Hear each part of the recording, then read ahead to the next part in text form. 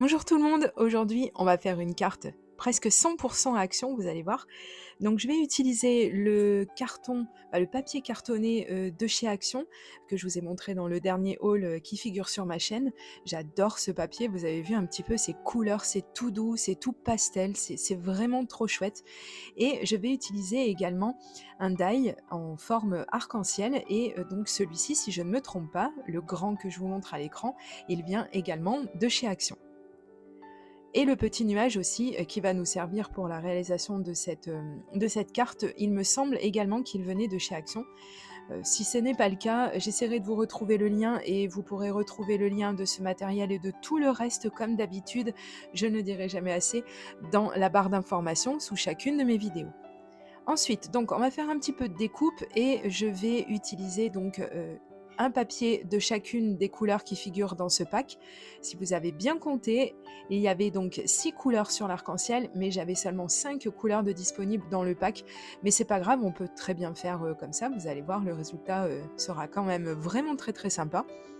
Et donc, on va commencer le premier côté un petit peu fastidieux, on va dire, du travail, c'est-à-dire donc effectuer les découpes à l'aide de notre machine de découpe. Donc, on effectue son sandwich, on met le die entre les deux plaques de découpe et on règle sa machine sur la bonne plateforme, en fait. Donc, ici, c'est la Big Shot et on le règle sur la table qui en fait nous permet de faire nos découpes, donc la table la plus haute. Et ensuite donc on récupère son die dans lequel est coincé entre guillemets notre papier.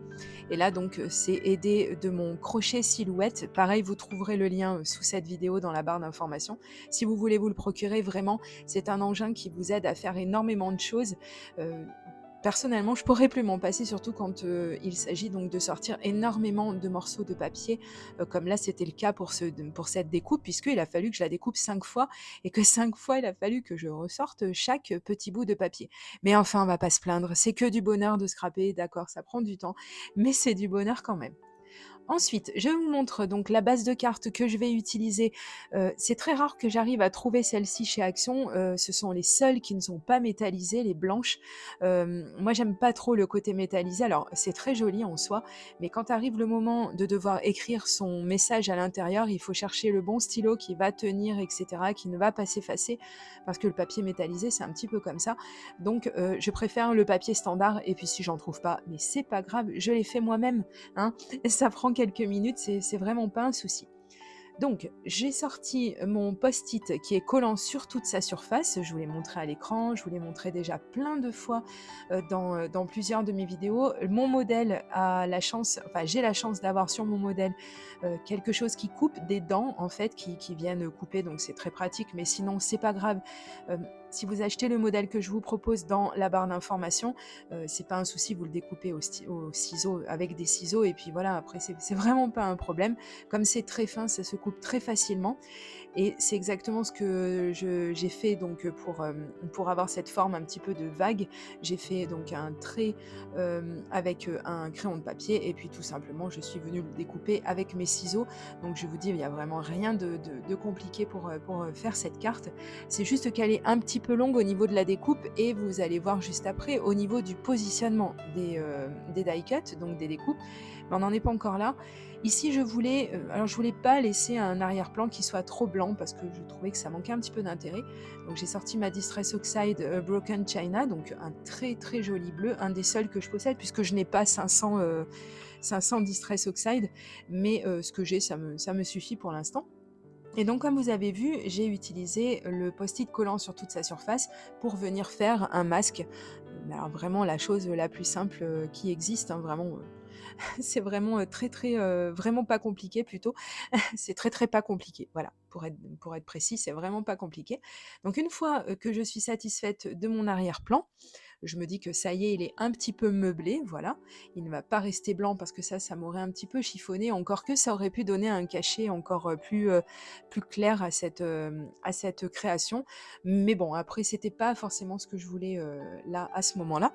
Donc, je vais être bien aidée de mon tapis de découpe A4. Pareil, vous le retrouvez dans la barre d'information. C'est pas exactement celui que je possède, mais c'est un petit peu le même concept, hein. Donc ça, c'est vraiment quelque chose de très très utile quand on scrape, parce que comme il est ligné, il est quadrillé, vraiment c'est d'une grande aide.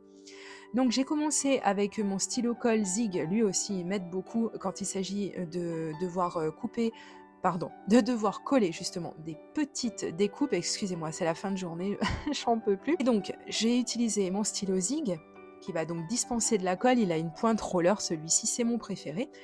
Et donc c'est ben, c'est bien pratique. Je vais y arriver, vous allez voir. C'est bien pratique, donc quand on a de petites surfaces comme ça à venir coller, à enduire de colle, c'est sûr que si on a quelque chose qui a un embout plus large, on va vraiment être embêté. Mais bon, là, c'est pas le cas et c'est vrai que je vous recommande encore une fois, si comme moi, vous avez très très peu de patience quand il s'agit de coller des petits éléments, ça fait partie de tout l'attirail que je vous recommande d'avoir pour gagner aussi un petit peu de temps et puis gagner aussi au niveau du confort parce que mine de rien, voilà, ça peut vite attaquer les nerfs et de temps en temps, je me suis surprise à carrément arrêter une création, parce que vraiment ça me tapait sur le système quoi de manquer, par exemple d'une pince inversée ou de choses comme ça pour tenir les petits éléments, que j'étais en train de coller. C'est vraiment pas cool quoi quand ça arrive, donc effectivement on peut faire sans, c'est vraiment du matériel qui n'est pas obligatoire, mais quand même quand on l'a, je pense que vous ne me direz pas le contraire. Dites-moi ça dans les commentaires.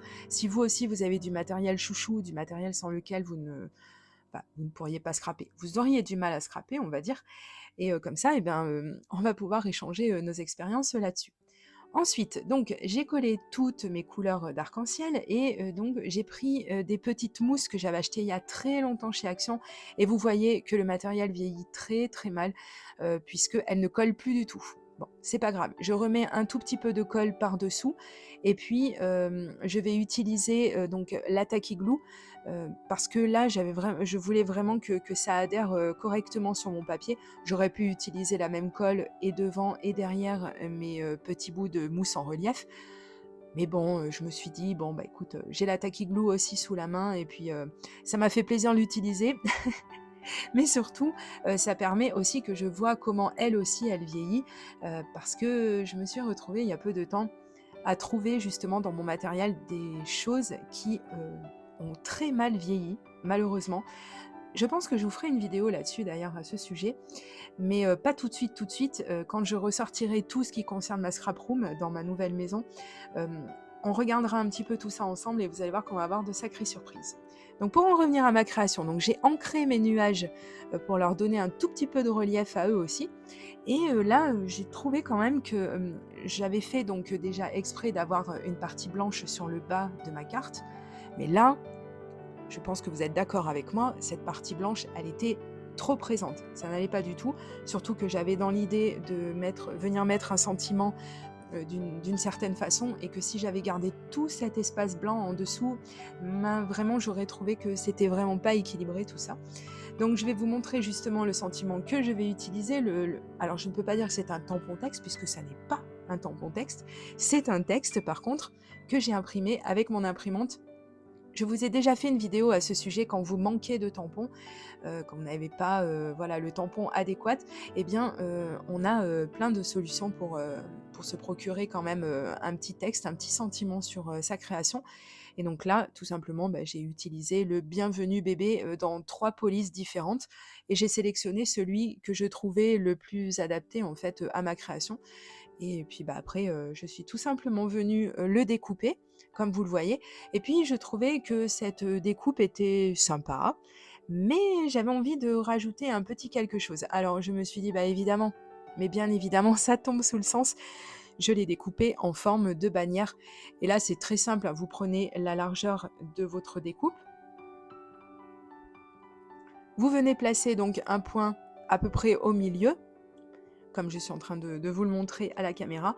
Et ensuite, avec des ciseaux ou avec toute autre chose, on vient donc découper très simplement sa bannière. Ça prend 15 secondes et ça donne vraiment, je trouve, une touche finie justement à tout ça.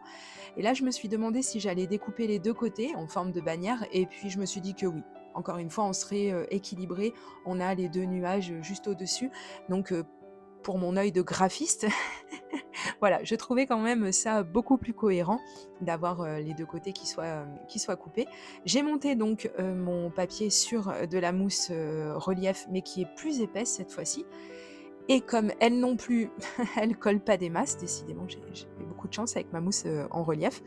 Eh bien, j'ai décidé de venir, positionner tout simplement du double face et toujours aidée de mon tapis de découpe, je vais pouvoir venir positionner cette, découpe idéalement, voilà, vraiment mettre mon texte, le plus au centre possible et que du coup le résultat me convienne le mieux possible aussi. Je voulais donner encore une petite touche un petit peu onirique, un petit peu féerique à cette création. J'aime déjà beaucoup le résultat, mais j'avais très envie de mettre des paillettes dessus. Donc évidemment, j'ai utilisé mon Wink of Stella que vous retrouvez encore une fois dans la barre d'information. Oui, je suis lourde avec ça, mais souvent je montre du matériel et on vient me demander où se le procurer. Donc je pense que la petite piqûre de rappel n'est pas de trop. Donc c'est pour ça que je me permets de le redire plusieurs fois. Donc vous trouvez ce matériel sous la vidéo dans la barre d'information en cliquant sur plus ou en cliquant sur le nom de la vidéo. Tout dépend si vous regardez ma vidéo donc sur une tablette, sur un ordinateur, etc. Ça peut varier. Voilà. Donc j'ai accéléré un tout petit peu pour vous montrer que j'ai mis quand même la dose en paillettes parce que vraiment je voulais cet effet pailleté. Et là, ça y est, ma carte est terminée, je la trouve vraiment très très jolie. L'effet pailleté est un petit peu plus puissant, on va dire, parce que pour l'instant, ça n'est pas encore vraiment sec. Quand ça va sécher, on va perdre un tout petit peu du pouvoir brillant comme ça, mais très très peu. Et vraiment, le Wink of Stella, c'est vraiment quelque chose qui donne toujours une touche finale vraiment sympa. Et ben, j'espère que cette création vous a plu, qu'elle vous aura donné envie vous aussi. Alors pour une carte bébé ou pas d'ailleurs, pour envoyer des bons sentiments, des bonnes vibes, des bonnes ondes comme ça à quelqu'un, lui faire une jolie carte avec un joli arc-en-ciel. Et je vous dis à très très bientôt pour de prochaines vidéos créations. Gros bisous, bye bye.